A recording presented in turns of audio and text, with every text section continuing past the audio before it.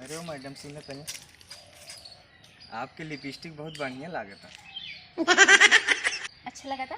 बहुत मस्त लगता आपके लिपस्टिक। लिपस्टिक के तारीफ की है, बहुत बहुत धन्यवाद। सुने सुने सुने, आपके कान के बाली भी बहुत मस्त लागता। कान के बाली अच्छी लगा था। बहुत बढ़िया लगता। बहुत बहुत धन्यवाद आपको। सुने थोड़ा, कहाँ जल्दी, आपके हाथ में चूड़ी भी बहुत मस्त लगता। कंगन है। कंगन ही मस्त अच्छा लगा था? बढ़िया लगता। बहुत बहुत धन्यवाद आपको। आप सुने सुने, आपके साड़ी बहुत मस्त लगता। साड़ी लेस भी अच्छा लगा था। बहुत बहुत मस्त बा साड़ी। बहुत बहुत धन्यवाद। तो और कुछ कहेगी बा? हाँ और बताओ। आप बहुत सुंदर लागत है। थैंक यू भैया। भैया और का? भैया कह दू कब से हम आपके तारीफ करे हैं।